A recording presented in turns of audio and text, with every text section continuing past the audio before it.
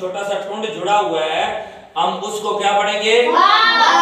इसी तरह का निशान हो और ऊपर एक नुक्ता हो। अगर इसी तरह का या के साथ इसी तरह का निशान जुड़ा हो और ऊपर दो नुक्ते आ जाए तो शाबाश। अगर इसी तरह का निशान या के साथ जुड़ा हो और ऊपर तीन नुक्ते आ जाए शाबाश। लेकिन एक बात ध्यान में रखनी है कि इसी तरह का निशान थोड़ा सा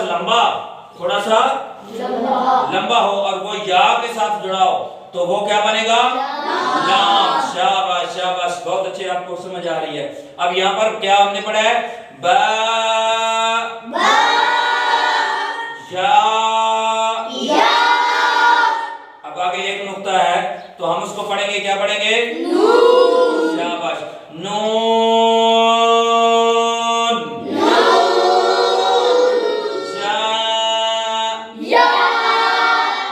सफ़ा नंबर 5 का जो आखिरी लफ्ज है, हम उसके ऊपर देख रहे हैं या के साथ जो टुंड जुड़ा हुआ है उसके ऊपर कितने नुक्ते हैं? 2। तो वो लफ्ज क्या बनेगा? शाबाश, बहुत अच्छे। ता या। शाबाश। अब हम सफ़ा नंबर 6 पर जाएंगे। तो सफ़ा नंबर 6 का जो पहला लफ्ज है, वो जो पहला या के ऊपर जो छोटा सा टुंड जुड़ा हुआ है उसके नीचे भी 2 नुक्ते हैं और या के नीचे भी, तो हम इसको क्या पढ़ेंगे? दोनों लफ्ज क्या है? शाबाश, या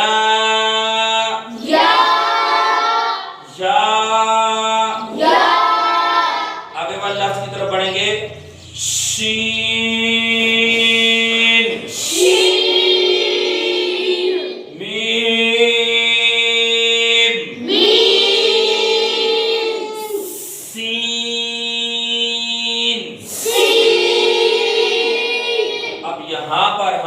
लफ्जों की पहचान करेंगे। सबसे पहले हम देखेंगे, मैंने बताया था कि ये 3 वाले हम कायदे में पढ़ते हैं, शीन पूरा लिखा होता है, लेकिन जो शीन के वो पहले जो 3 निशान होते हैं, शीन के जिसके ऊपर 3 नुक्ते पड़े होते हैं, वो सिर्फ वही निशान है।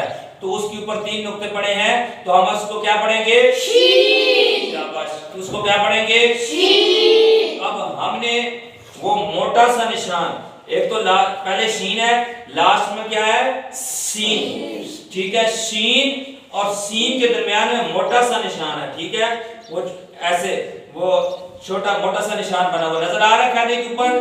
उंगली रखें बेटा, आपको समझ आए। वो निशान अगर कहीं पर ऐसा निशान आ जाए तो हम उसको क्या पढ़ेंगे? बहुत अच्छे, माशाल्लाह माशाल्लाह, बहुत समझ आ रही है आपको। उस लफ्ज को हम क्या पढ़ेंगे?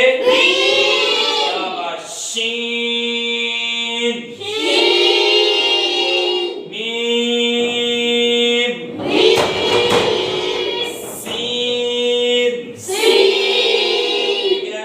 अब वही निशान आगे वाले लफ्ज की तरफ बढ़ेंगे।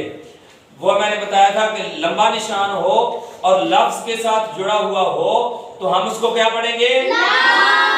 शाबाश, अब पढ़ेंगे लाम।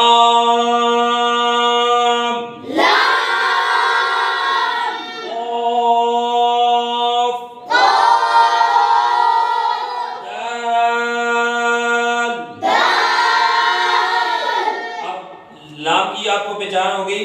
तो दरमियान वाला जो लफ्ज काफ आ रहा है वो काफ पूरा नहीं लिखा हुआ, ठीक है, तो उसके ऊपर 2 निशान आ रहे हैं, 2 नुक्ते आ रहे हैं। ठीक है, ऐसा गोल वाला निशान हो और उसके ऊपर 2 नुक्ते हो तो हम उसको क्या पढ़ते हैं?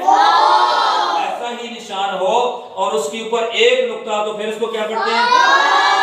फा। ठीक है, फा और काफ की हमने पहचान करनी है। ठीक है, आगे वाले लफ्ज की तरफ बढ़ेंगे। कॉफ,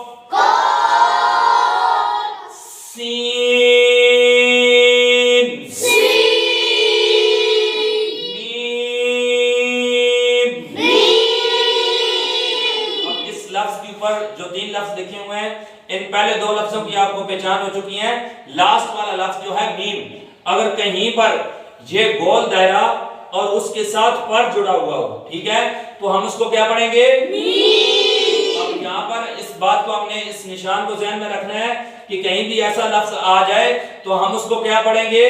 मीम। गोल दायरा तो बना हुआ है और उसके साथ वो पर जुड़ा हुआ है तो हम उसको क्या पढ़ेंगे? मीम। शाबाश, आगे वाले लफ्ज की तरफ बढ़ेंगे। सीन, बा, लाम।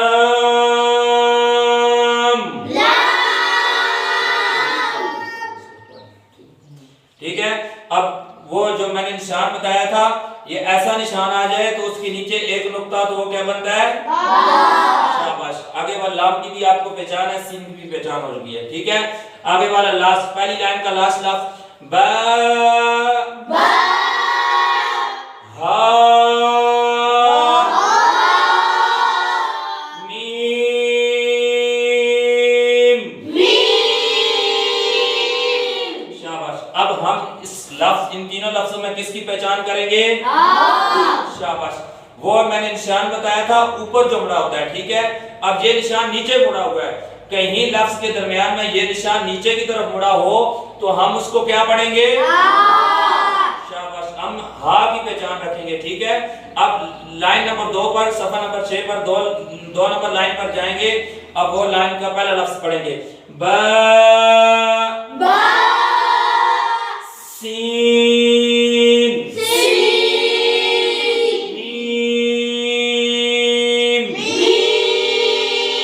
अब इस लफ्ज का, जो तीनों लफ्जों का जो पहला लफ्ज है बा, हम उसकी पहचान करेंगे। पहले मैंने बता दिया आपको, लेकिन इसको हम दोबारा दोहरा देते हैं कि बा वाला जो वो छोटा सा ठुंड बना हो और ये लफ्ज के साथ मिला हो और नीचे एक नुक्ता हो तो वो क्या बनता है? अब इसी तरह का निशान हो, ऊपर 2 नुक्ते हो तो वो